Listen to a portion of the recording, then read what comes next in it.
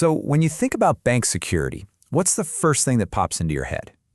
Laser grids, giant steel vaults, maybe some fancy biometric scanners. Well, today we're going to dive into what might just be a bank's most powerful and honestly most surprising security tool. So what do you think it is? Is it some crazy hidden piece of technology that costs a fortune to install and maintain?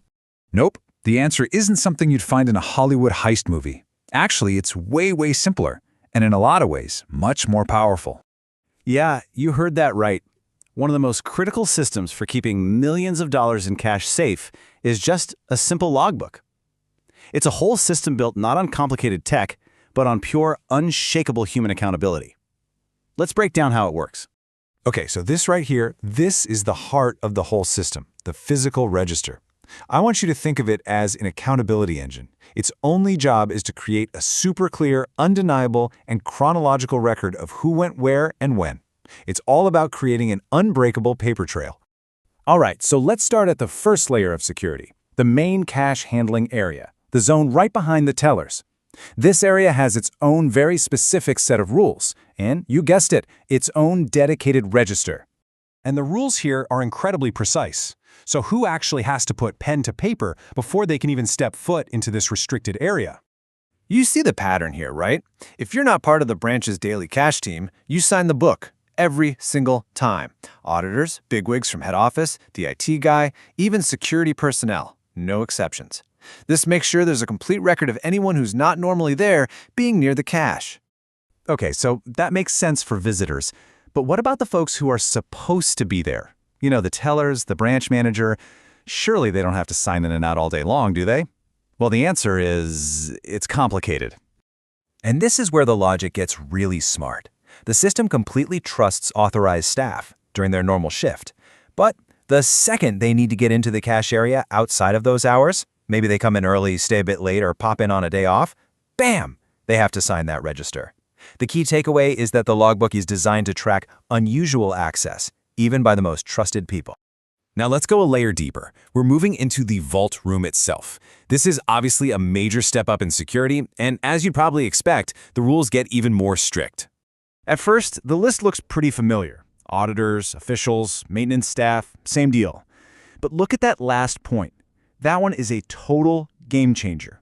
Basically, if you are not one of the very few designated people holding the keys to the vault, you must sign this register just to get into the room. And here's the why behind it all. This isn't just some random rule they made up. The source material is crystal clear. The record has to exist for transparency and disclosure. It's all about making sure every single person's presence in this super sensitive area is documented and totally justified. But this brings up a really interesting question, doesn't it? If the rule is that non-custodians have to sign in, what happens when one of the vault custodians needs to enter the vault while another one is opening it? Okay, let's walk through this scenario. Let's say Ram and Hari are both official custodians. Today, Ram has the keys and he's opening the vault. Hari, who is also a custodian but doesn't have the keys right now, needs to get inside. So who signs? Only Hari. The rule is just that precise. It applies to the custodian who isn't the one actively opening the vault. It's such a brilliant way to maintain that dual control, even in the paperwork. All right, so we've covered who can be in the cash area and who can enter the vault room. But there is one final layer of accountability, the physical act of opening and closing the vault door itself. And for that, there's its own highly specialized register. This is the Vault In-Out Register. Its purpose is singular, to log the physical act of opening or closing that vault. This isn't about who's in the room anymore. It's all about who is turning the key. And get this, the frequency is absolute. This isn't just one entry for the morning and one for the evening. Every single time that vault door is unlocked and opened during the day, a new entry must be made. No excuses, no batching them together. Each action gets its own line item. And the crucial thing here is the exclusivity. This log is reserved for the key custodians and the key custodians alone. Nobody else should ever sign this book, unless there's some kind of crazy, unforeseeable emergency. It's the final definitive record of who took responsibility for everything inside that vault.